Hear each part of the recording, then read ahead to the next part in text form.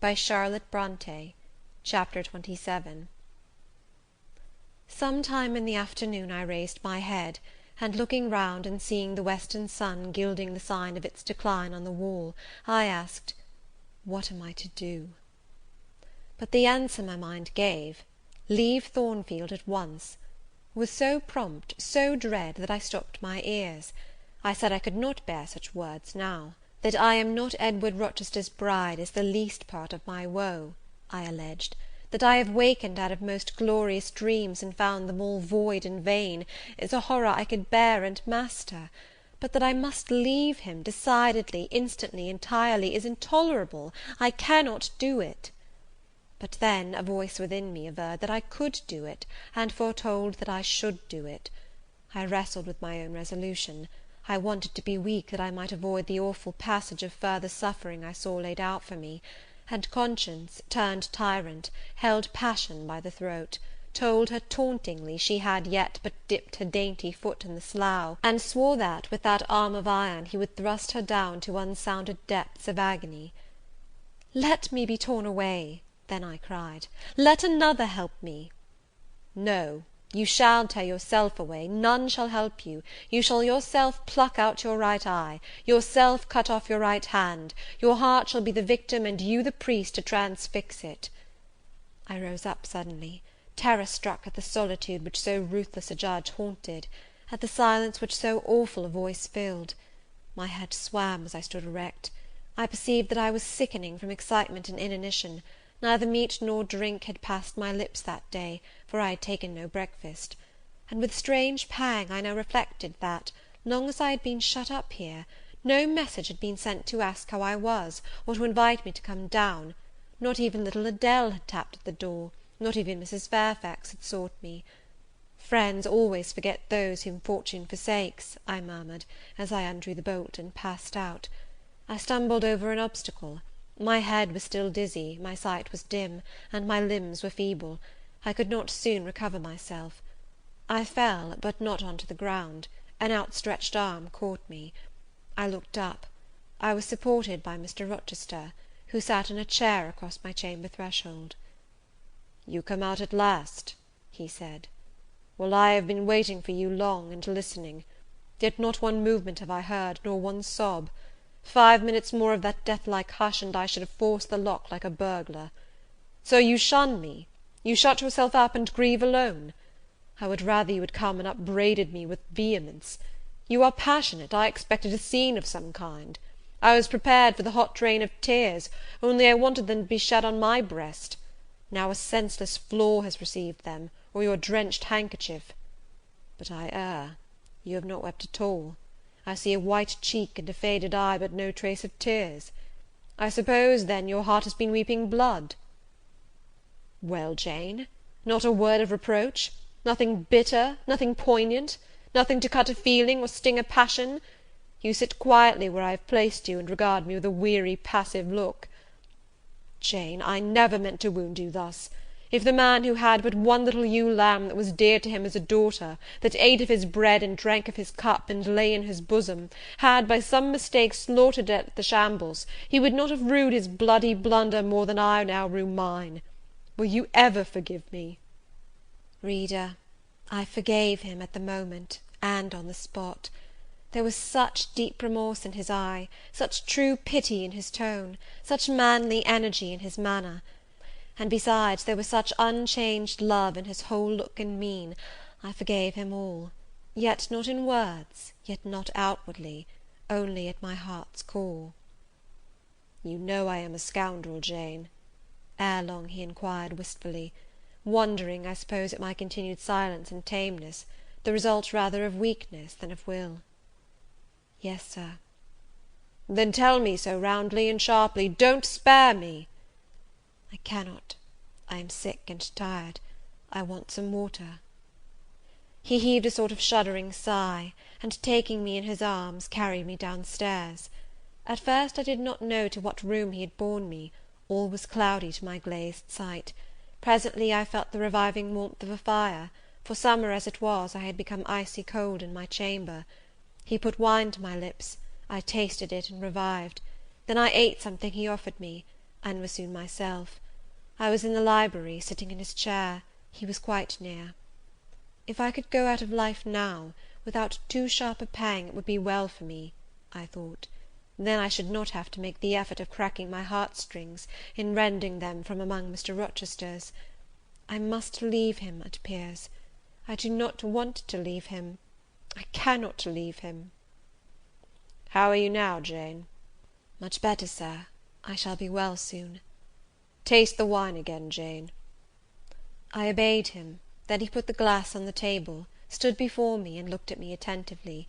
Suddenly he turned away with an inarticulate exclamation, full of passionate emotion of some kind. He walked fast through the room and came back.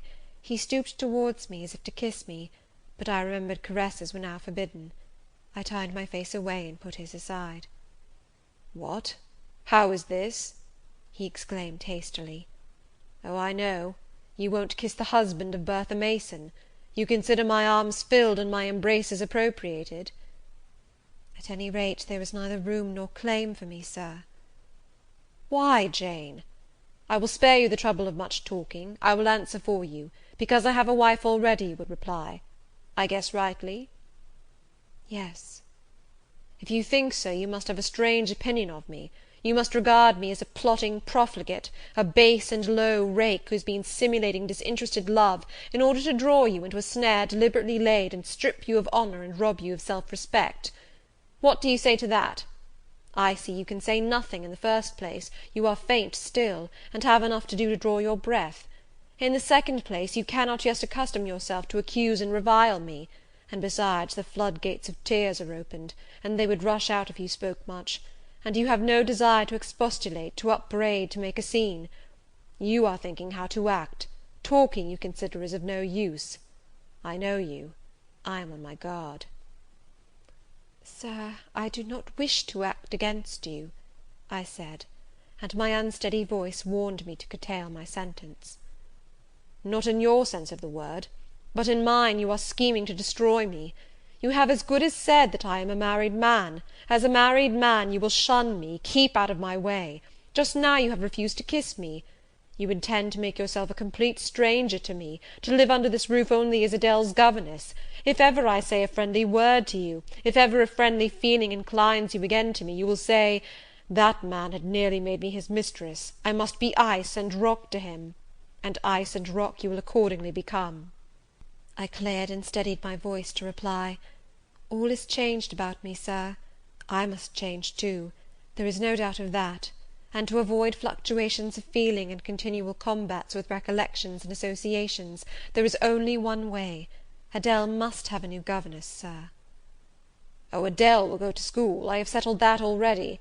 Nor do I mean to torment you with the hideous associations and recollections of Thornfield Hall, this accursed place, this tent of Acton, this insolent vault offering the ghastliness of living death to the light of the open sky, this narrow stone hell with its one real fiend, worse than a legion of such as we imagine. Jane, you shall not stay here, nor will I. I was wrong ever to bring you to Thornfield Hall, knowing as I did how it was haunted.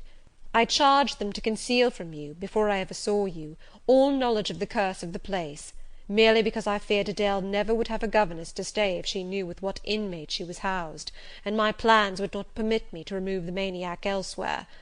Though I possess an old house, Ferndean Manor, even more retired and hidden than this, where I could have lodged her safely enough, had not a scruple about the unhealthiness of the situation, in the heart of a wood, made my conscience recoil from the arrangement. Probably those damp walls would soon have eased me of her charge; but to each villain his own vice, and mine is not a tendency to indirect assassination, even of what I most hate. Concealing the mad woman's neighbourhood from you, however, was something like covering a child with a cloak, and laying it down near an upas tree. That demon's vicinage is poisoned, and always was. But I'll shut up Thornfield Hall. I'll nail up the front door and board the lower windows. I'll give Mrs. Poole 200 a year to live here with my wife, as you term that fearful hag. Grace will do much for money, and she shall have her son, the keeper at Grimsby Retreat, to bear her company, and be at hand to give her aid in the paroxysms, when my wife is prompted by her familiar to burn people in their beds at night, to stab them, to bite their flesh from their bones, and so on. Sir, I interrupted him. "You are inexorable for that unfortunate lady. You speak of her with hate, with vindictive antipathy. It is cruel. She cannot help being mad." "Jane, my little darling, so I will call you, for so you are. You don't know what you are talking about. You misjudge me again. It is not because she is mad I hate her. If you were mad, do you think I should hate you?"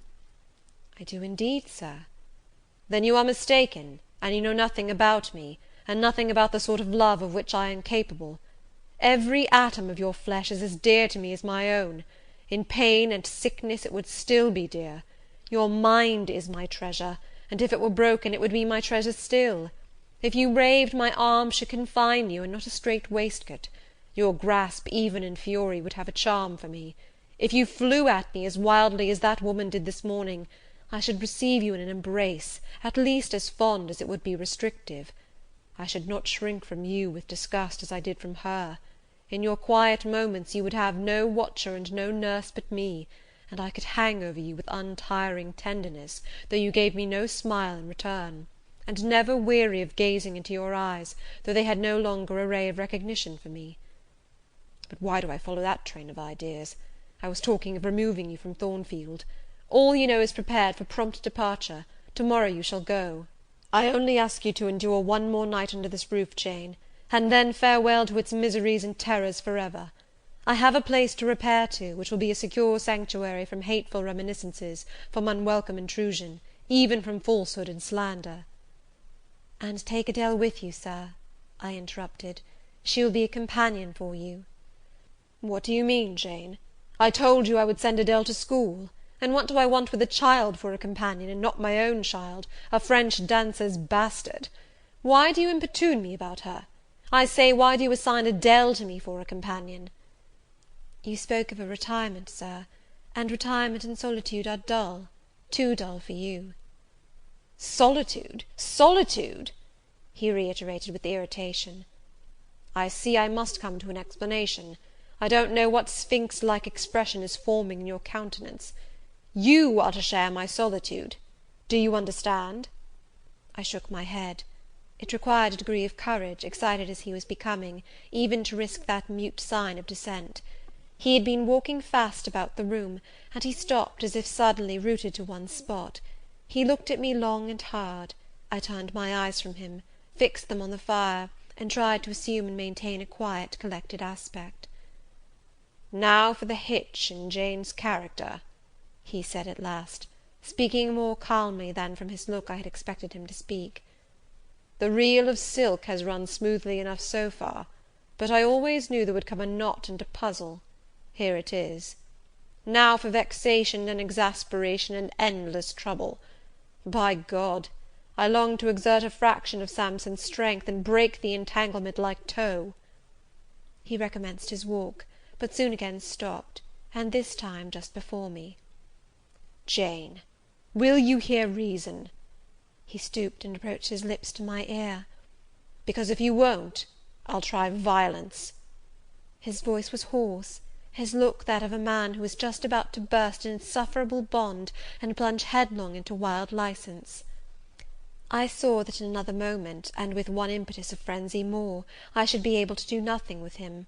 The present, the passing second of time, was all I had in which to control and restrain him.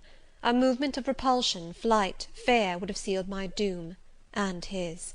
But I was not afraid, not in the least. I felt an inward power, a sense of influence which supported me. The crisis was perilous, but not without its charm, such as the Indian perhaps feels when he slips over the rapid in his canoe. I took hold of his clenched hand, loosened the contorted fingers, and said to him soothingly, "Sit down. I'll talk to you as long as you like, and hear all you have to say, whether reasonable or unreasonable." He sat down, but he did not get leave to speak directly. I had been struggling with tears for some time. I had taken great pains to repress them, because I knew he would not like to see me weep. Now, however, I considered it well to let them flow as freely and as long as they liked. If the flood annoyed him, so much the better. So I gave way, and cried heartily.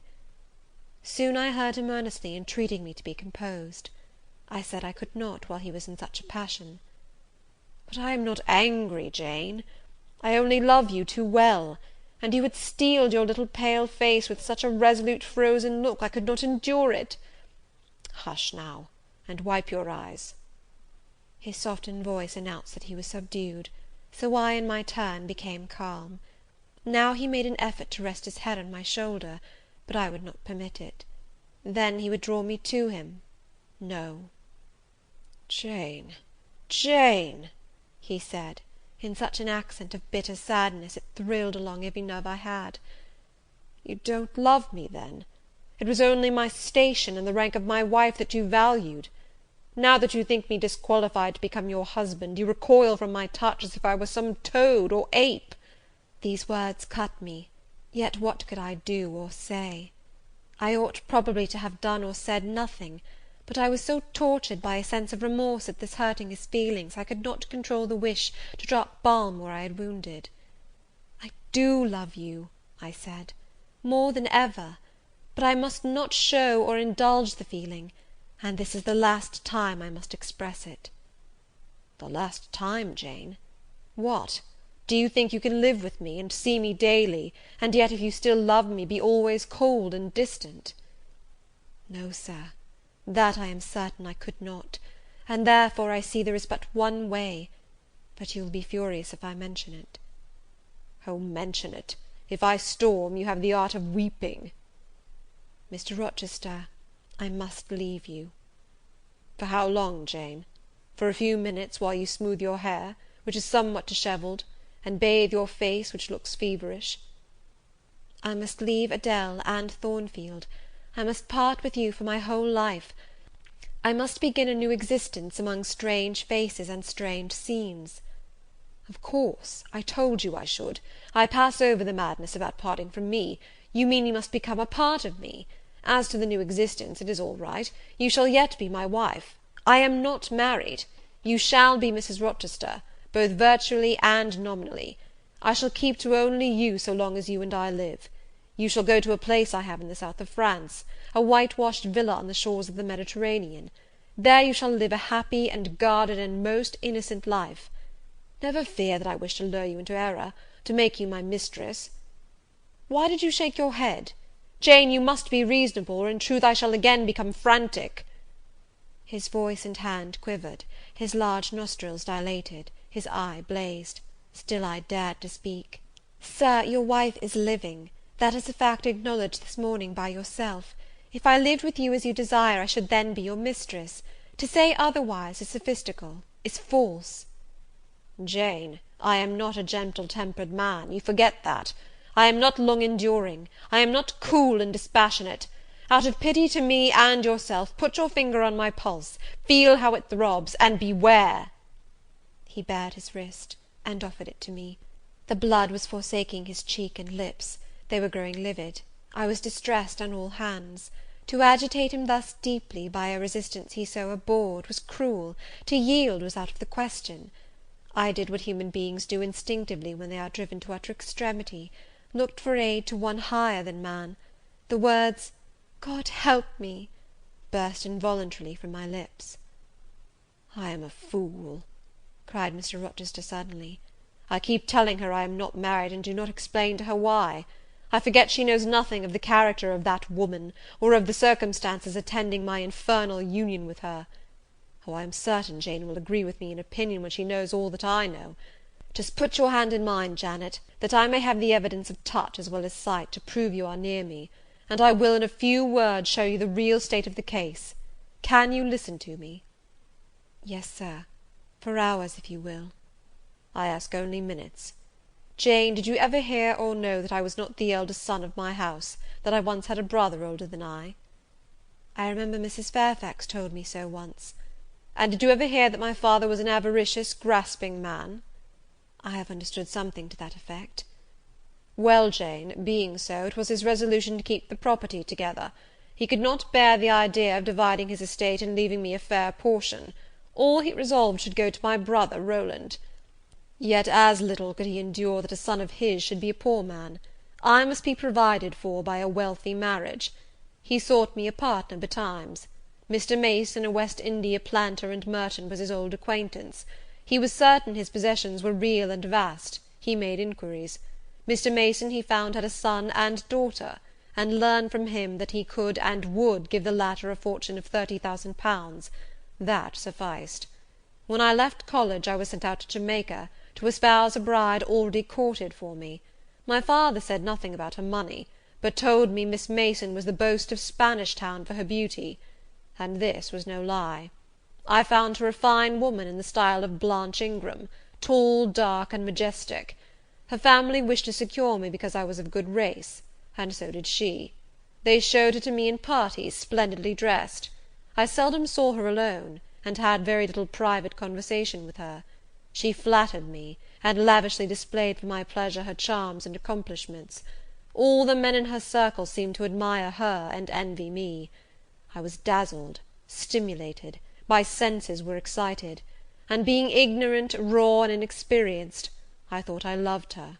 There is no folly so besotted that the idiotic rivalries of society, the prurience, the rashness, the blindness of youth will not hurry a man to its commission.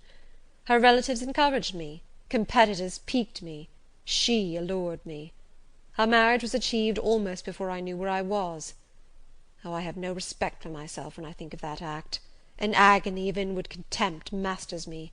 I never loved, I never esteemed, I did not even know her. I was not sure of the existence of one virtue in her nature.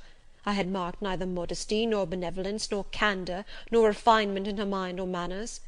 And I married her. Gross, grovelling, mole-eyed blockhead that I was! With less sin I might have.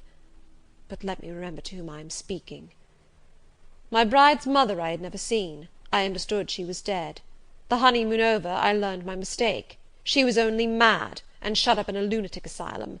There was a younger brother, too, a complete dumb idiot. The elder one, whom you have seen, and whom I cannot hate, whilst I abhor all his kindred, because he has some grains of affection in his feeble mind, shown in the continued interest he takes in his wretched sister, and also in a dog-like attachment he once bore me, will probably be the same state one day. My father and my brother Rowland knew all this, but they thought only of the £30,000, and joined in the plot against me. These were vile discoveries; but except for the treachery of concealment, I should have made them no subject of reproach to my wife, even when I found her nature wholly alien to mine, her tastes obnoxious to me, her cast of mind common, low, narrow, and singularly incapable of being led to anything higher, expanded to anything larger; when I found that I could not pass a single evening, nor even a single hour of the day with her in comfort, that kindly conversation could not be sustained between us, because whatever topic I started, immediately received from her a turn at once coarse and trite, perverse and imbecile; when I perceived that I should never have a quiet or settled household, because no servant would bear the continued outbreaks of her violent and unreasonable temper, or the vexations of her absurd, contradictory, exacting orders, even then I restrained myself. I eschewed upbraiding. I curtailed remonstrance. I tried to devour my repentance and disgust in secret. I repressed the deep antipathy I felt. Jane, I will not trouble you with abominable details. Some strong words shall express what I have to say. I lived with that woman upstairs 4 years, and before that time she had tried me indeed. Her character ripened and developed with frightful rapidity. Her vices sprang up fast and rank. They were so strong only cruelty could check them, and I would not use cruelty. What a pigmy intellect she had, and what giant propensities! How fearful were the curses those propensities entailed on me! Bertha Mason, the true daughter of an infamous mother, dragged me through all the hideous and degrading agonies which must attend a man bound to a wife at once intemperate and unchaste. My brother, in the interval, was dead, and at the end of the 4 years my father died too. I was rich enough now, yet poor to hideous indigence. A nature the most gross, impure, depraved I ever saw was associated with mine, and called by the law and by society a part of me, and I could not rid myself of it by any legal proceedings; for the doctors now discovered that my wife was mad. Her excesses had prematurely developed the germs of insanity. Jane, you don't like my narrative. You look almost sick. Shall I defer the rest to another day? No, Sir, Finish it now. I pity you. I do earnestly pity you." Pity, Jane, from some people is a noxious and insulting sort of tribute, which one is justified in hurling back in the teeth of those who offer it. But that is the sort of pity native to callous, selfish hearts. It is a hybrid, egotistical pain at hearing of woes, crossed with ignorant contempt for those who have endured them. But that is not your pity, Jane. It is not the feeling of which your whole face is full at this moment, with which your eyes are now almost overflowing, with which your heart is heaving, with which your hand is trembling in mine. Your pity, my darling, is the suffering mother of love. Its anguish is the very natal pang of the divine passion. I accept it, Jane. Let the daughter have free advent. My arms wait to receive her. Now, sir, proceed. What did you do when you found she was mad? Jane, I approached the verge of despair. A remnant of self-respect was all that intervened between me and the gulf. In the eyes of the world I was doubtless covered with grimy dishonour, but I resolved to be clean in my own sight, and to the last I repudiated the contamination of her crimes, and wrenched myself from connection with her mental defects. Still society associated my name and person with hers. I yet saw her and heard her daily. Something of her breath, faugh, mixed with the air I breathed; and besides, I remembered I had once been her husband. That recollection was then, and is now, inexpressibly odious to me.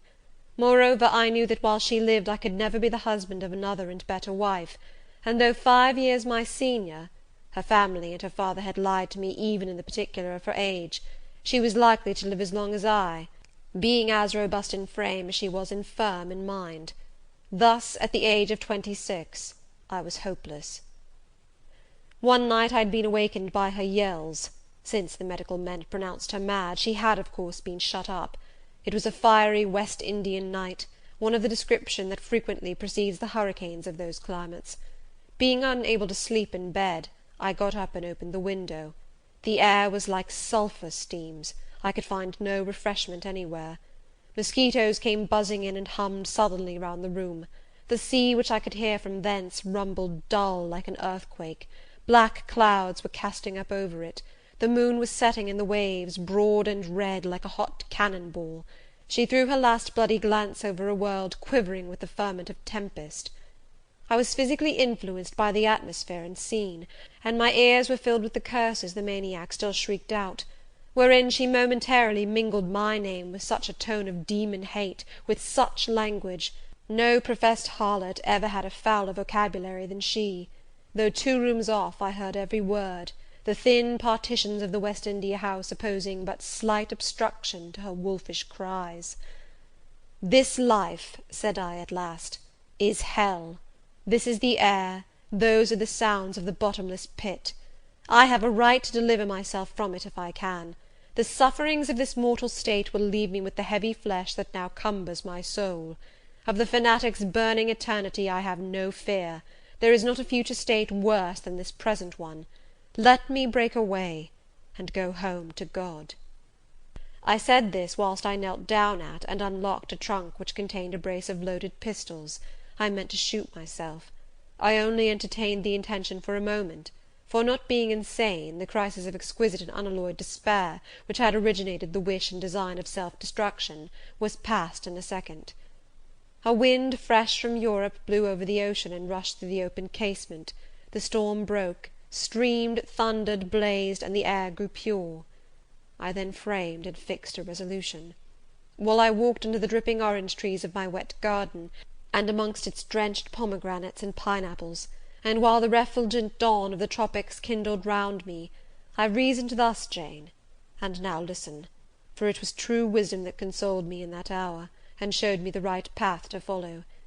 The sweet wind from Europe was still whispering in the refreshed leaves, and the Atlantic was thundering in glorious liberty. My heart, dried up and scorched for a long time, swelled to the tone, and filled with living blood. My being longed for renewal, my soul thirsted for a pure draught. I saw hope revive, and felt regeneration possible. From a flowery arch at the bottom of my garden I gazed over the sea, bluer than the sky. The old world was beyond, clear prospects opened thus.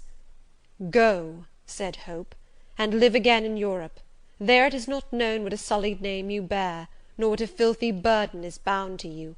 You may take the maniac with you to England, confine her with due attendance and precautions at Thornfield, then travel yourself to what clime you will, and form what new tie you like. That woman who has so abused your long suffering, so sullied your name, so outraged your honour, so blighted your youth, is not your wife, nor are you her husband.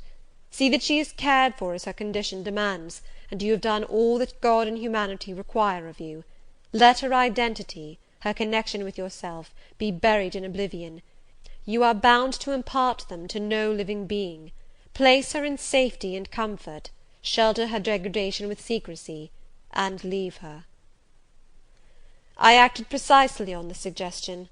My father and brother had not made my marriage known to their acquaintance, because in the very first letter I wrote to apprise them of the union, having already begun to experience extreme disgust of its consequences, and from the family character and constitution seeing a hideous future opening to me, I added an urgent charge to keep it secret; and very soon the infamous conduct of the wife my father had selected for me was such as to make him blush to own her as his daughter-in-law. Far from desiring to publish the connection, he became as anxious to conceal it as myself. To England, then, I conveyed her. A fearful voyage I had, with such a monster in the vessel. Glad was I when I at last got her to Thornfield, and saw her safely lodged in that third-story room, of whose secret inner cabinet she has now for 10 years made a wild beast's den, a goblin's cell. I had some trouble in finding an attendant for her, as it was necessary to select one on whose fidelity dependence could be placed, for her ravings would inevitably betray my secret. Besides, she had lucid intervals of days, sometimes weeks, which she filled up with abuse of me. At last I hired Grace Poole from the Grimsby retreat. She and the surgeon, Carter, who dressed Mason's wounds that night he was stabbed and worried, are the only two I have ever admitted to my confidence. Mrs. Fairfax may indeed have suspected something, but she could have gained no precise knowledge as to facts. Grace has, on the whole, proved a good keeper, though owing partly to a fault of her own, of which it appears nothing can cure her, and which is incident to her harassing profession, her vigilance has been more than once lulled and baffled. The lunatic is both cunning and malignant. She has never failed to take advantage of her guardian's temporary lapses, once to secrete the knife with which she stabbed her brother, and twice to possess herself of the key of her cell, and issue therefrom in the night time. On the first of these occasions she perpetrated the attempt to burn me in my bed. On the second she paid that ghastly visit to you. I thank Providence, who watched over you, that she then spent her fury on your wedding apparel, which perhaps brought back vague reminiscences of her own bridal days. But on what might have happened I cannot endure to reflect. When I think of the thing which flew at my throat this morning, hanging its black and scarlet visage over the nest of my dove, my blood curdles. "And what, sir," I asked, while he paused, "did you do when you had settled her here? Where did you go?" "What did I do, Jane? I transformed myself into a will-o'-the-wisp. Where did I go? I pursued wanderings as wild as those of the March spirit. I sought the continent, and went devious through all its lands. My fixed desire was to seek and find a good and intelligent woman whom I could love, a contrast to the fury I left at Thornfield." "But you could not marry, sir." "I had determined and was convinced that I could and ought. It was not my original intention to deceive as I have deceived you. I meant to tell my tale plainly, and make my proposals openly, and it appeared to me so absolutely rational that I should be considered free to love and be loved, I never doubted some woman might be found willing and able to understand my case, and accept me in spite of the curse with which I was burdened." "Well, sir?" "When you are inquisitive, Jane, you always make me smile. You open your eyes like an eager bird, and make every now and then a restless movement, as if answers in speech did not flow fast enough for you, and you wanted to read the tablet of one's heart. But before I go on, tell me what you mean by your 'well, sir.' It is a small phrase very frequent with you, and which many a time has drawn me on and on through interminable talk. I don't very well know why." "I mean, what next? How did you proceed? What came of such an event?" "Precisely. And what do you wish to know now?" "Whether you found any one you liked, whether you asked her to marry you, and what she said. I can tell you whether I found anyone I liked, and whether I asked her to marry me, but what she said is yet to be recorded in the book of fate. For 10 long years I roved about, living first in one capital, then another, sometimes in St. Petersburg, oftener in Paris, occasionally in Rome, Naples, Florence. Provided with plenty of money and the passport of an old name, I could choose my own society. No circles were closed against me. I sought my ideal of a woman amongst English ladies, French countesses, Italian signoras, and German Grafinnen. I could not find her. Sometimes for a fleeting moment I thought I caught a glance, heard a tone, beheld a form which announced the realization of my dream, but I was presently undeserved. You are not to suppose that I desired perfection, either of mind or person. I longed only for what suited me, for the antipodes of the Creole, and I longed vainly. Amongst them all I found not one, whom, had I been ever so free, I, warned as I was of the risks, the horrors, the loathings of incongruous unions, would have asked to marry me. Disappointment made me reckless. I tried dissipation, never debauchery. That I hated, and hate. That was my Indian Messalina's attribute. Rooted disgust at it and her restrained me much, even in pleasure. Any enjoyment that bordered on riot seemed to approach me to her and her vices, and I eschewed it. Yet I could not live alone, so I tried the companionship of mistresses. The first I chose was Celine Varenne, another of those steps which make a man spurn himself when he recalls them. You already know what she was, and how my liaison with her terminated.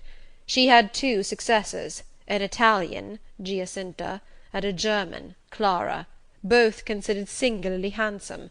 What was their beauty to me in a few weeks? Giacinta was unprincipled and violent. I tired of her in 3 months.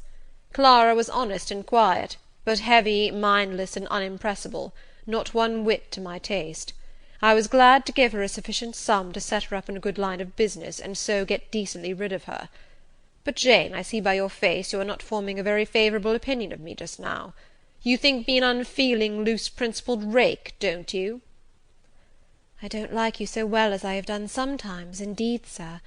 Did it not seem to you in the least wrong to live in that way, first with one mistress and then another? You talk of it as a mere matter of course. It was with me, and I did not like it. It was a grovelling fashion of existence. I should never like to return to it. Hiring a mistress is the next worst thing to buying a slave.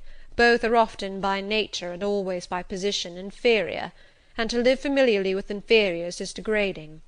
I now hate the recollection of the time I passed with Celine, Giacinta, and Clara. I felt the truth of those words, and I drew from them the certain inference that if I were so far to forget myself and all the teaching that had ever been instilled into me, as, under any pretext, with any justification, through any temptation, to become the successor of these poor girls, he would one day regard me with the same feeling which now in his mind desecrated their memory.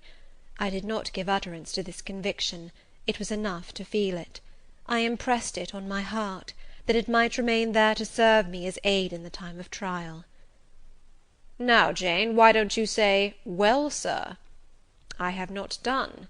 You are looking grave. You disapprove of me still, I see. But let me come to the point.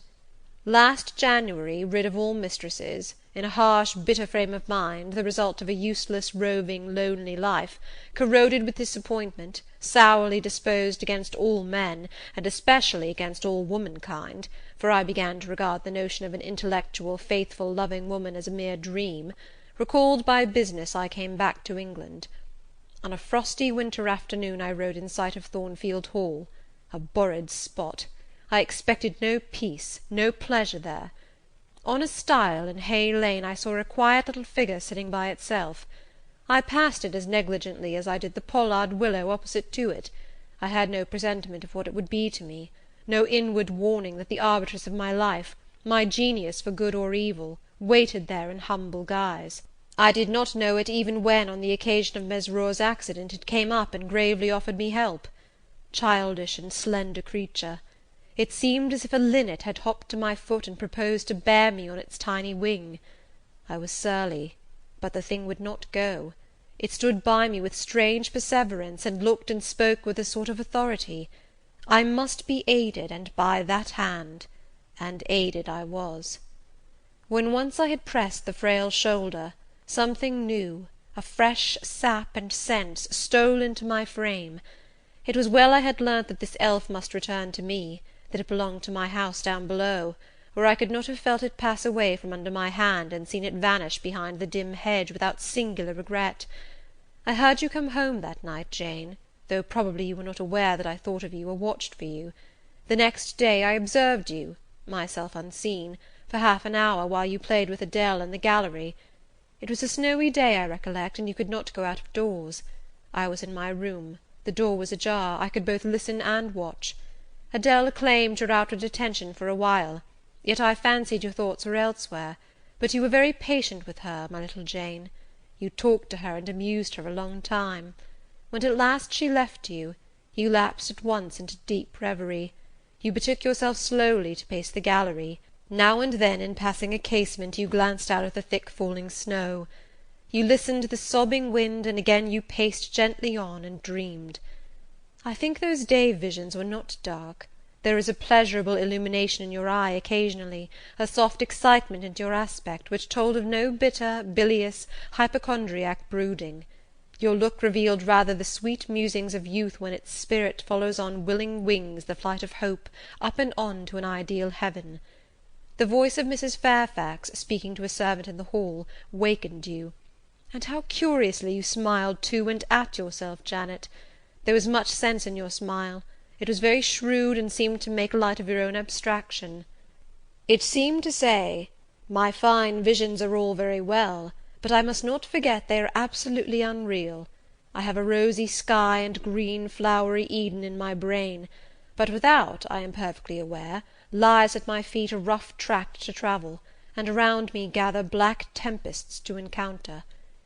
You ran downstairs and demanded of Mrs. Fairfax some occupation, the weekly house accounts to make up, or something of that sort, I think it was.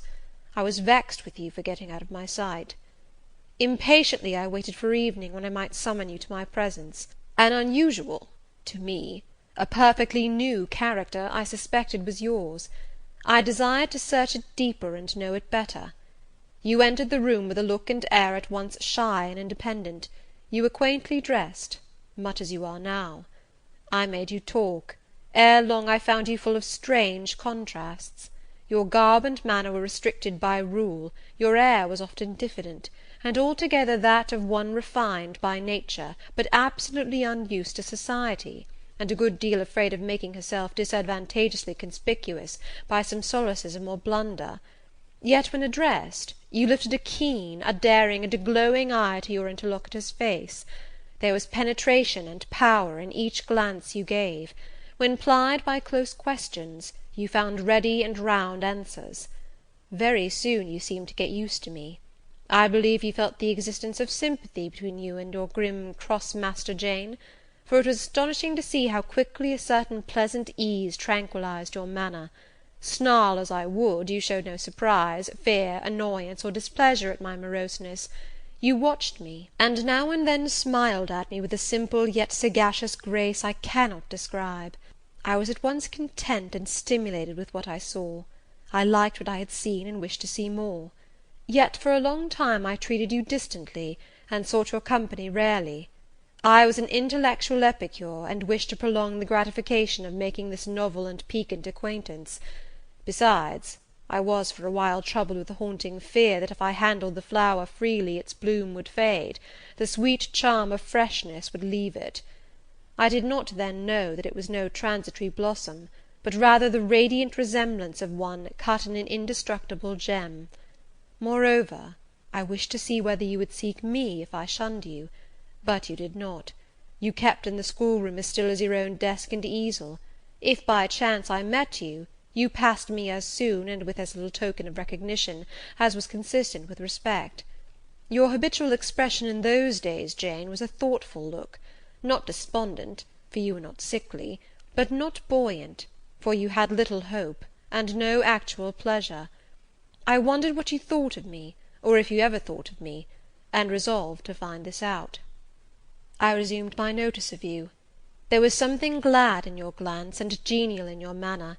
When you conversed, I saw you had a social heart. It was the silent schoolroom, it was the tedium of your life, that made you mournful. I permitted myself the delight of being kind to you. Kindness stirred emotion soon. Your face became soft in expression, your tones gentle. I liked my name pronounced by your lips in a grateful, happy accent. I used to enjoy a chance meeting with you, Jane, at this time.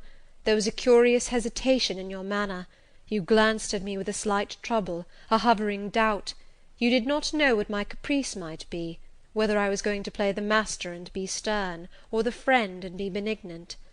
I was now too fond of you often to simulate the first whim, and when I stretched my hand out cordially, such bloom and light and bliss rose to your young wistful features, I had much ado often to avoid straining you then and there to my heart. "Don't talk any more of those days, Sir," I interrupted, furtively dashing away some tears from my eyes. His language was torture to me, for I knew what I must do, and do soon, and all these reminiscences and these revelations of his feelings only made my work more difficult. "No, Jane," he returned, "what necessity is there to dwell on the past, when the present is so much surer, the future so much brighter?" I shuddered to hear the infatuated assertion. "You see now how the case stands, do you not?" he continued. "After a youth and manhood passed half in unutterable misery and half in dreary solitude, I have for the first time found what I can truly love. I have found you. You are my sympathy, my better self, my good angel. I am bound to you with a strong attachment. I think you good, gifted, lovely. A fervent, solemn passion is conceived in my heart. It leans to you, draws you to my centre and spring of life, wraps my existence about you, and kindling in pure, powerful flame, fuses you and me in one. It was because I felt and knew this that I resolved to marry you. To tell me that I had already a wife is empty mockery. You know now that I had but a hideous demon. I was wrong to attempt to deceive you, but I feared a stubbornness that exists in your character. I feared early instilled prejudice. I wanted to have you safe before hazarding confidences. This was cowardly. I should have appealed to your nobleness and magnanimity at first, as I do now, opened to you plainly my life of agony, described to you my hunger and thirst after a higher and worthier existence, shown to you, not my resolution, that word is weak, but my resistless bent to love faithfully and well, where I am faithfully and well loved in return. Then I should have asked you to accept my pledge of fidelity, and to give me yours. Jane, give it me now." A pause. "Why are you silent, Jane?" I was experiencing an ordeal. A hand of fiery iron grasped my vitals. Terrible moment, full of struggle, blackness, burning. Not a human being that ever lived could wish to be loved better than I was loved, and him who thus loved me I absolutely worshipped, and I must renounce love and idol. One drear word comprised my intolerable duty: depart. Jane, you understand what I want of you. Just this promise: I will be yours, Mr. Rochester. Mr. Rochester, I will not be yours. Another long silence. Jane, recommenced he, with a gentleness that broke me down with grief, and turned me stone cold with ominous terror, for this still voice was the pant of a lion rising. Jane, do you mean to go one way in the world, and to let me go another? I do. Jane, bending towards and embracing me, do you mean it now? I do. And now? Softly kissing my forehead and cheek. I do. Extricating myself from restraint rapidly and completely. Oh, Jane, this is bitter. This is wicked. It would be wicked not to love me. It would to obey you. A wild look raised his brows, crossed his features.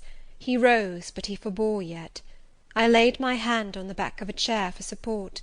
I shook, I feared, but I resolved.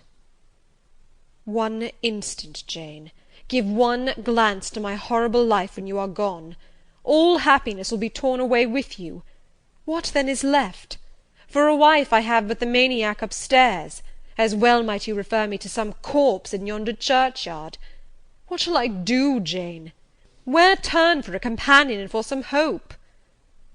Do as I do. Trust in God and yourself. Believe in heaven. Hope to meet again there. Then you will not yield? No. Then you condemn me to live wretched and to die accursed? His voice rose. I advise you to live sinless, and I wish you to die tranquil. Then you snatch love and innocence from me. You fling me back on lust for a passion, vice for an occupation. Mr. Rochester, I no more assign this fate to you than I grasp at it for myself. We were born to strive and endure, you as well as I. Do so. You will forget me before I forget you. You make me a liar by such language. You sully my honour. I declared I could not change. You tell me to my face I shall change soon. And what a distortion in your judgment, what a perversity in your ideas, is proved by your conduct! Is it better to drive a fellow creature to despair than to transgress a mere human law, no man being injured by the breach? For you have neither relatives nor acquaintances whom you need fear to offend by living with me. This was true, and while he spoke, my very conscience and reason turned traitors against me, and charged me with crime in resisting him. They spoke almost as loud as feeling, and that clamoured wildly. "Oh, comply," it said, "think of his misery, think of his danger, look at his state when left alone, remember his headlong nature, consider the recklessness following on despair, soothe him, save him, love him, tell him you love him and will be his. Who in the world cares for you, or who will be injured by what you do?" Still indomitable was the reply. I care for myself. The more solitary, the more friendless, the more unsustained I am, the more I will respect myself. I will keep the law given by God, sanctioned by man. I will hold to the principles received by me when I was sane and not mad as I am now. Laws and principles are not for the times when there is no temptation. They are for such moments as this, when body and soul rise in mutiny against their rigour. Stringent are they, inviolate they shall be. If at my individual convenience I might break them, what would be their worth? They have a worth. So I have always believed, and if I cannot believe it now, it is because I am insane, quite insane, with my veins running fire, and my heart beating faster than I can count its throbs. Preconceived opinions, foregone determinations, are all I have at this hour to stand by. There I plant my foot. I did. Mr. Rochester, reading my countenance, saw I had done so. His fury was wrought to the highest. He must yield to it for a moment, whatever followed. He crossed the floor and seized my arm and grasped my waist. He seemed to devour me with his flaming glance. Physically, I felt at that moment powerless as stubble exposed to the draught and glow of a furnace. Mentally, I still possessed my soul, and with it the certainty of ultimate safety. The soul, fortunately, has an interpreter, often an unconscious, but still a truthful interpreter, in the eye. My eye rose to his, and while I looked in his fierce face, I gave an involuntary sigh. His grip was painful, and my overtaxed strength almost exhausted. "Never," said he, as he ground his teeth, "never was anything at once so frail and so indomitable. A mere reed she feels in my hand," and he shook me with the force of his hold. "I could bend her with my finger and thumb. And what good would it do if I bent, if I uptore, if I crushed her? Consider that eye. Consider the resolute, wild, free thing looking out of it, defying me with more than courage, with a stern triumph. Whatever I do with its cage, I cannot get at it, the savage, beautiful creature. If I tear, if I rend the slight prison, my outrage will only let the captive loose. Conqueror I might be of the house, but the inmate would escape to heaven before I could call myself possessor of its clay dwelling-place. And it is you, spirit, with will and energy and virtue and purity, that I want, not alone your brittle frame. Of yourself you could come with soft flight, and nestle against my heart, if you would. Seized against your will, you will elude the grasp like an essence, you will vanish ere I inhale your fragrance. Oh, Jane! Oh, come, Jane, come!" As he said this, he released me from his clutch, and only looked at me. The look was far worse to resist than the frantic strain. Only an idiot, however, would have succumbed now. I had dared and baffled his fury. I must elude his sorrow. I retired to the door. "You are going, Jane?" "I am going, sir." "You are leaving me?" "Yes." "You will not come? You will not be my comforter, my rescuer? My deep love, my wild woe, my frantic prayer, all are nothing to you?" What unutterable pathos was in his voice! How hard it was to reiterate firmly, "I am going." "Jane." "Mr. Rochester." "Withdraw, then. I consent. But remember, you leave me here in anguish. Go up to your own room, think over all I have said, and, Jane, cast a glance on my sufferings. Think of me." He turned away. He threw himself on his face on the sofa. "Oh, Jane, my hope, my love, my life!" broke in anguish from his lips. Then came a deep, strong sob. I had already gained the door, but, reader, I walked back as determinedly as I had retreated. I knelt down by him. I turned his face from the cushion to me. I kissed his cheek. I smoothed his hair with my hand. "God bless you, my dear master," I said. "God keep you from harm and wrong, direct you, solace you, reward you well for your past kindness to me." "Little Jane's love would have been my best reward," he answered. "Without it, my heart is broken. But Jane will give me her love, yes, nobly, generously." Up the blood rushed to his face, forth flashed the fire from his eyes, erect he sprang, he held his arms out, but I evaded the embrace, and at once quitted the room. "Farewell," was the cry of my heart as I left him. Despair added, "Farewell for ever." That night I never thought to sleep, but a slumber fell on me as soon as I lay down in bed. I was transported in thought to the scenes of childhood. I dreamt I lay in the Red Room at Gateshead, that the night was dark, and my mind impressed with strange fears. The light that had long ago struck me into syncope, recalled in this vision, seemed glidingly to mount the wall, and tremblingly to pause in the centre of the obscured ceiling. I lifted up my head to look. The roof resolved to clouds, high and dim. The gleam was such as the moon imparts to vapours she is about to sever. I watched her come, watched with the strangest anticipation, as though some word of doom were to be written on her disk. She broke forth as never moon yet burst from cloud. A hand first penetrated the sable folds and waved them away. Then, not a moon, but a white human form shone in the azure, inclining a glorious brow earthward. It gazed and gazed on me. It spoke to my spirit. Immeasurably distant was the tone, yet so near, it whispered in my heart. "My daughter, flee temptation." "Mother, I will." So I answered after I had waked from the trance-like dream. It was yet night, but July nights are short. Soon after midnight dawn comes. It cannot be too early to commence the task I have to fulfil, thought I. I rose. I was dressed, for I had taken off nothing but my shoes. I knew where to find in my drawers some linen, a locket, a ring.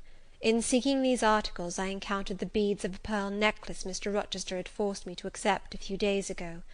I left that. It was not mine. It was the visionary bride's who had melted in air. The other articles I made up in a parcel. My purse, containing 20 shillings, it was all I had, I put in my pocket. I tied on my straw bonnet, pinned my shawl, took the parcel and my slippers, which I would not put on yet, and stole from my room. Farewell, kind Mrs. Fairfax, I whispered as I glided past her door. Farewell, my darling Adele, I said as I glanced toward the nursery. No thought could be admitted of entering to embrace her. I had to deceive a fine ear; for aught I knew, it might now be listening. I would have got past Mr. Rochester's chamber without a pause, but my heart momentarily stopping its beat at that threshold, my foot was forced to stop also. No sleep was there. The inmate was walking restlessly from wall to wall, and again he sighed while I listened. There was a heaven, a temporary heaven, in this room for me, if I chose. I had but to go in, and to say, "Mr. Rochester, I will love you and live with you through life till death," and a fount of rapture would spring to my lips. I thought of this. The kind master who could not sleep now was waiting with impatience for day. He would send for me in the morning. I should be gone. He would have me sought for, vainly. He would feel himself forsaken, his love rejected. He would suffer, perhaps grow desperate. I thought of this too. My hand moved towards the lock. I caught it back, and glided on. Drearily I wound my way down stairs. I knew what I had to do, and I did it mechanically.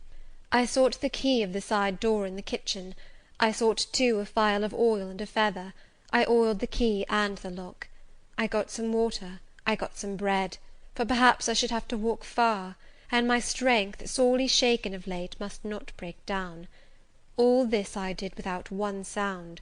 I opened the door, passed out, shut it softly. Dim dawn glimmered in the yard. The great gates were closed and locked, but a wicket in one of them was only latched. Through that I departed. It too I shut, and now I was out of Thornfield.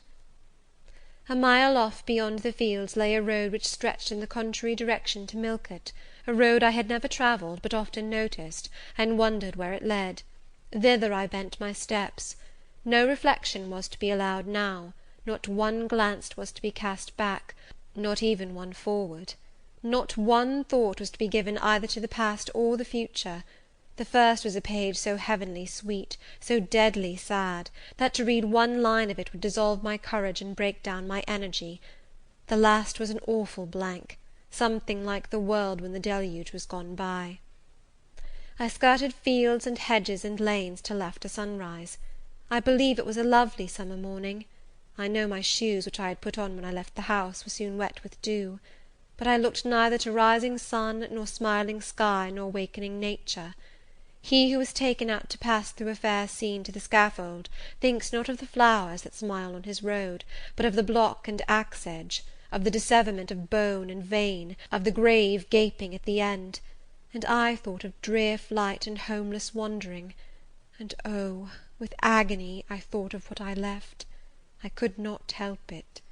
I thought of him now, in his room, watching the sunrise, hoping I should soon come to say I would stay with him and be his. I longed to be his. I panted to return. It was not too late. I could yet spare him the bitter pang of bereavement. As yet my flight, I was sure, was undiscovered. I could go back and be his comforter, his pride, his redeemer from misery, perhaps from ruin.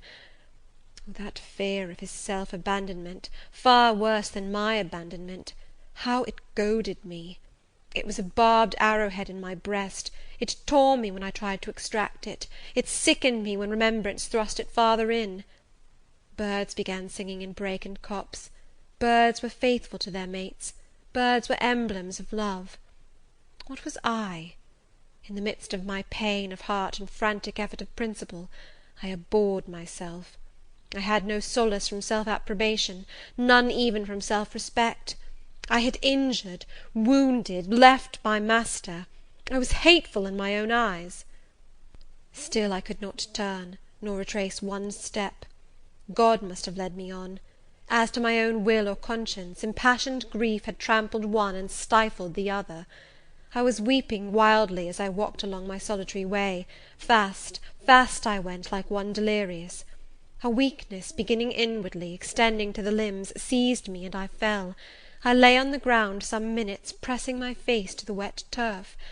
I had some fear, or hope, that here I should die; but I was soon up. crawling forwards on my hands and knees, and then again raised to my feet, as eager and as determined as ever to reach the road. When I got there, I was forced to sit to rest me under a hedge, and while I sat, I heard wheels and saw a coach come on. I stood up and lifted my hand. It stopped. I asked where it was going. The driver named a place a long way off, where I was sure Mr. Rochester had no connections. I asked for what sum he would take me there. He said 30 shillings. I answered I had but 20. Well, he would try to make it do. He further gave me leave to get into the inside, as the vehicle was empty. I entered, was shut in, and it rolled on its way. Gentle reader, may you never feel what I then felt. May your eyes never shed such stormy, scalding, heart-wrung tears as poured from mine.